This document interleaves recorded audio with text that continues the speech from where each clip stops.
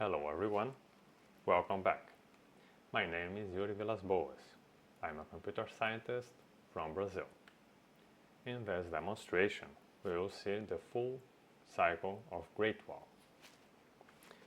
We will convert this valid BIP39 seed phrase with 12 words be converted into the Great Wall format and back.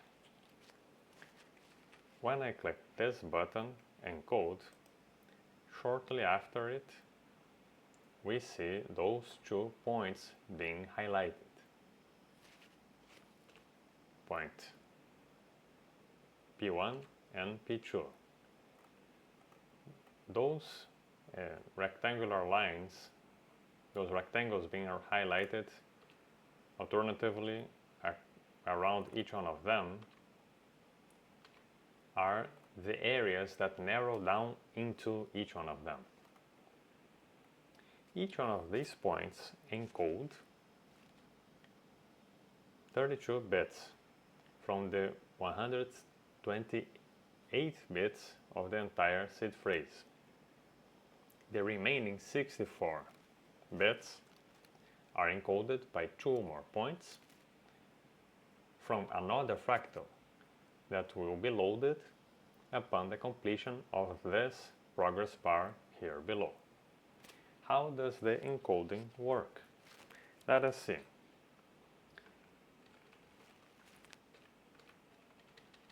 At each pressing of a button, another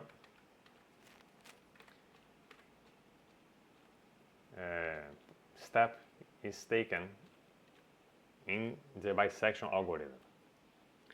So we begin with this fixed area highlighted in white, and then according to a certain heuristic, a median is positioned across the largest dimension, and at each bit 1/2 is chosen.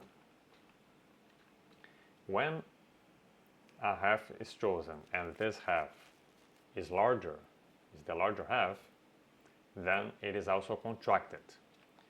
This second heuristic helps guarantee that the final areas, those that are obtained after 32 iterations, they are really adequate, meaning that the resulting point really is surrounded by good reference points. The good reference points are highlighted by those loxangles here in those areas. As you see, there is this loxangle here and this other, etc. Okay.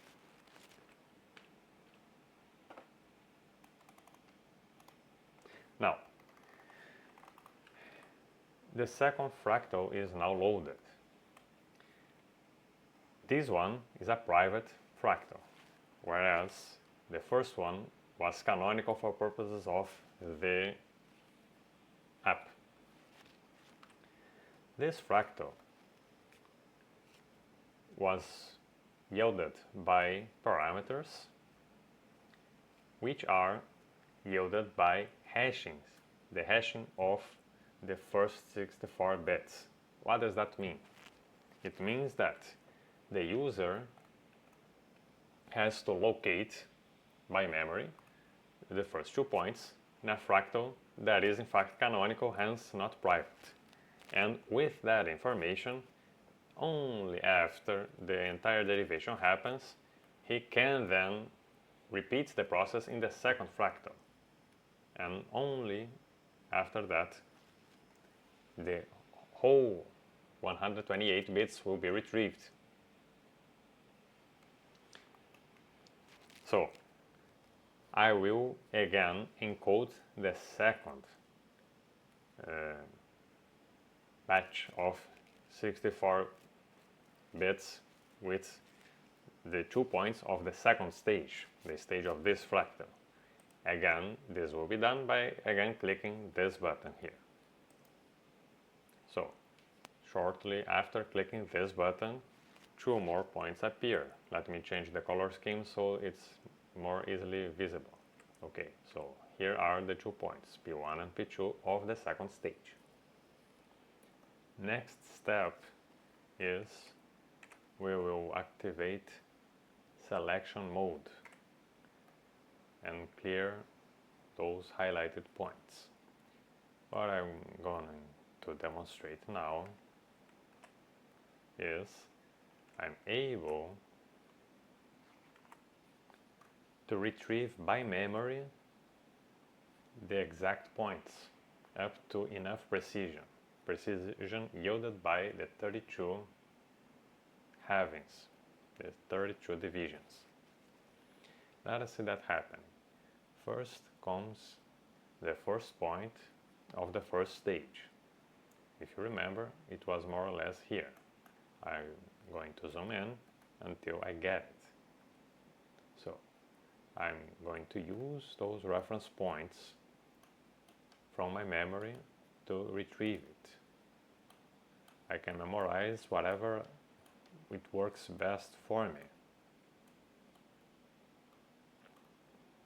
So now I'm looking for, yes, this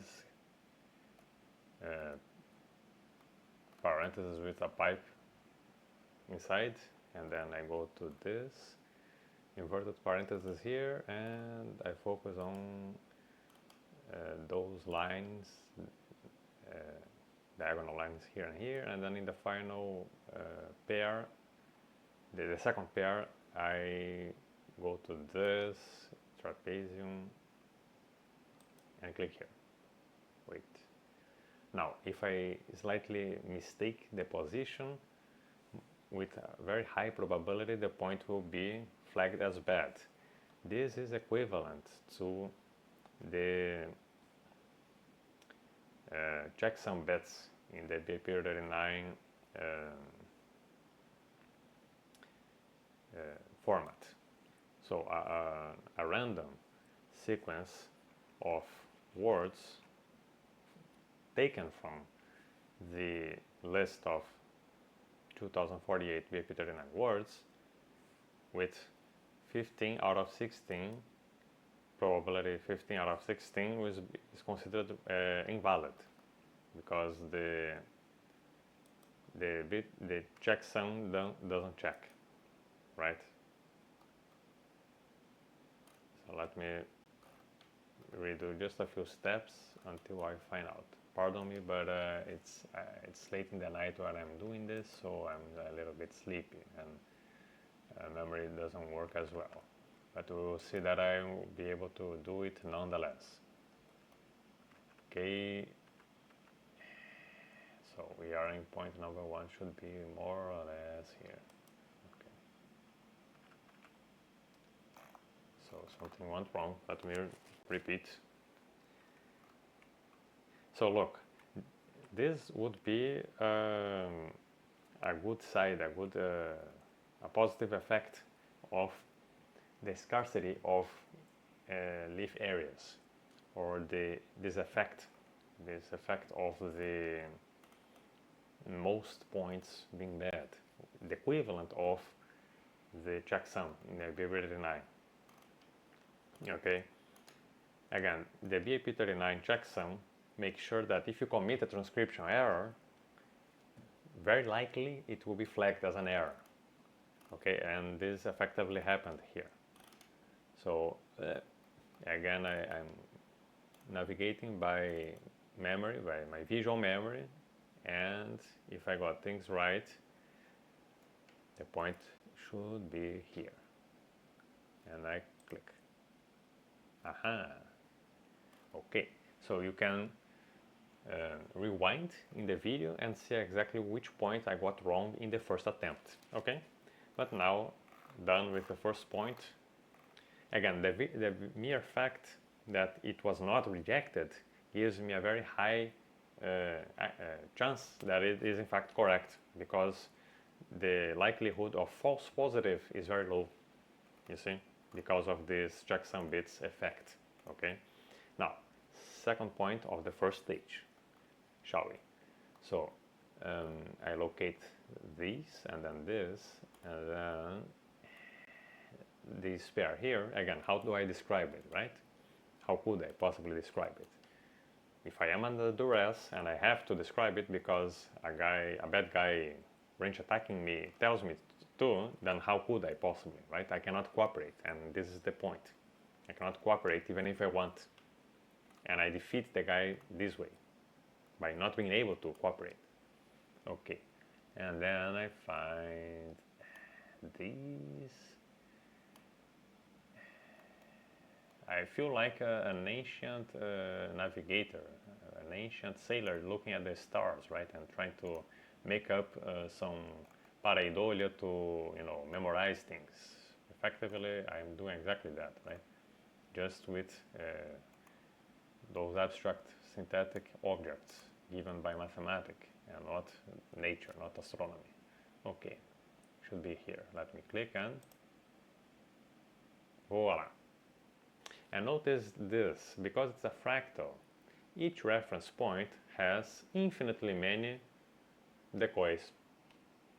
Even if I describe this weird thing and then this other, there will be a very high chance the attacker gets it wrong. Because here it is. Here's the thing. The reference points repeat themselves. You see? So how could I, by description alone, tell those apart, describe them apart? I can tell them apart, but how could I describe them apart? So you see the problem. In the very worst case scenario, the victim, the defendant, is an extraordinary drawer and a very sophisticated linguist, and is in fact able to produce an accurate description or drawing. But you see the problem. And so is the attacker, right? The attacker also is maybe a mathematician. Okay, good. Now, what is the problem? The attack becomes much harder, right?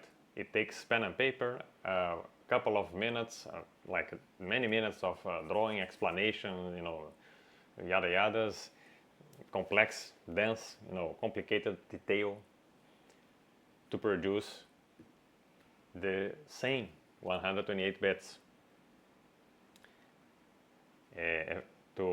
which are equivalent to the same 12 words. So what is easily transmitted, easily told by 12 words, here becomes effectively impossible to explain. And here's the catch. The attacker may have the application open for the first fractal, but the attacker will not have the application loaded with the second fractal. Why? Because the second fractal necessitates a long derivation to be loaded. This derivation can only start after the 2 points from the first stage are loaded, are positioned. In this case, in this demonstration, the loading doesn't take so terribly much, so terribly long to happen.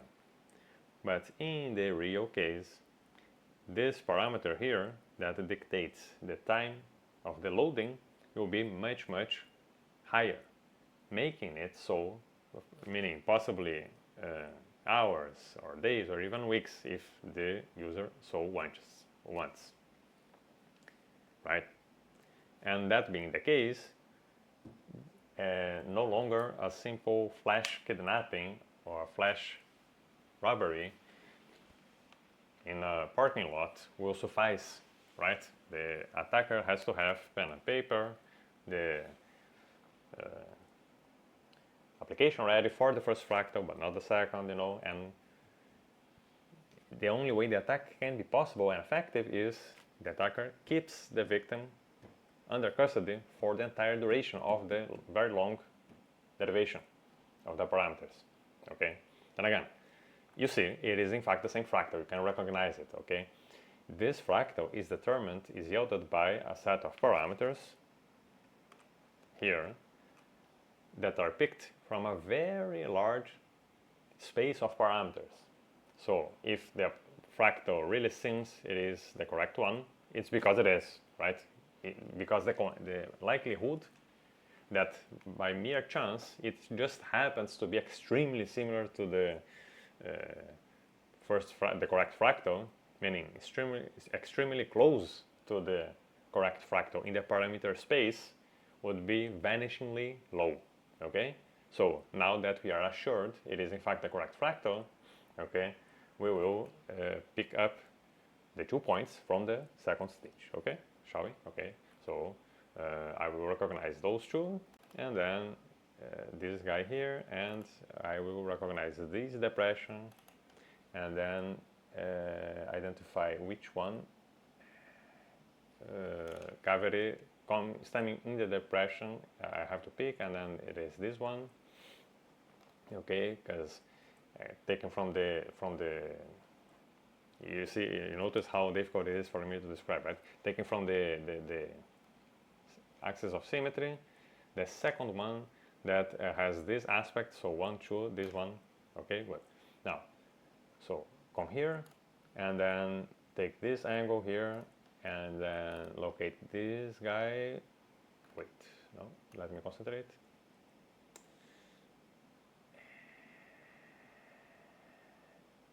No, let me shut down for a moment. Again, I'm very sleepy, okay, so give me a break. Ah, yeah, this one, here, okay, good. I locate this, but don't take that guy here, and not this, good. And now, you see the point, no pun intended. Okay, and then this, and this one, okay. Those two guys here, and then I click, no, those two, and then I click in the upper one. Now I see that happening. This is the first point of the second stage. Again, try to describe this. Just try, and you see it's impossible. Okay. For purposes of collaborating with, range attack in a short period is like effectively impossible. Okay, so 1, 2, 3, click, and I have to select anti-climax. I had to select selection mode. Okay, good, and then here. And here it is.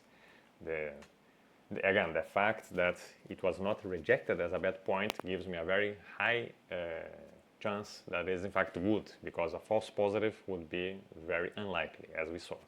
Okay, and then time for the second point of the second stage. So I locate those two elements here, and then from this cavity, wait, I'm looking into it, this one here, and then I come to this one, okay, those two more or less end on this axis of symmetry, and then I pick this, again, how can I describe it, right? I don't have to draw and, use like incredibly many words to make sense of that. But I can, again, visually, I can recognize them. So the ability to recognize, but not to recollect, not to explain, you see?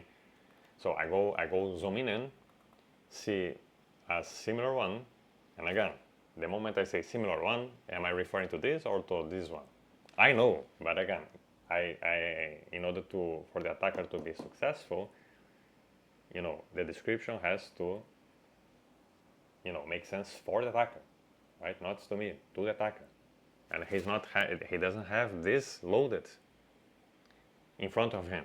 So the moment I say, pick the other one that looks like it when you zoom, the attacker wouldn't know, did he refer to this, to this, to this, you see? Okay, now, we're getting there. Bear with me. So you count the second one, and then see those two, again, how to describe them, okay? Whatever. You use silly descriptions like, those two alien turtles, anything that helps you memorize doesn't need to make actual sense, as long as you memorize it, it's fine. You, the user, okay. And then spot this salient, and then this other one. After you counted the second, you spot this, sum it here, and wait, Yes, and then you descend all the way to this second salient, and then you click here. And voila, there it is, finally. And then, moment of truth, I will press D for debug mode and the correct sentence will appear. Not only here, this was the input, but here, you see, never use this example because private key secret need phrase true random. So, all the 128 bits of the original sentence were exactly recovered. Again, this process is effectively, in practice, impossible to describe. And this is how, together with the loading time that is unsurmountable, unskippable, this makes this entirety of 128 bits resistant to coercion, because the owner, the individual who actually memorized this strange thing, cannot explain them. Okay, so obviously this one example is just an example, right? The very 12 words self-disclaim themselves. Please don't use them, okay? They are not random and they're obviously not secret, so it's just an example. In order for the example to be true, you have to really generate one anew, cloning the app. So thank you for your attention, and if you want another demonstration, please get in touch and I will produce the same demonstration with your sample seed phrase. Please, of course, don't use an actual seed phrase, okay?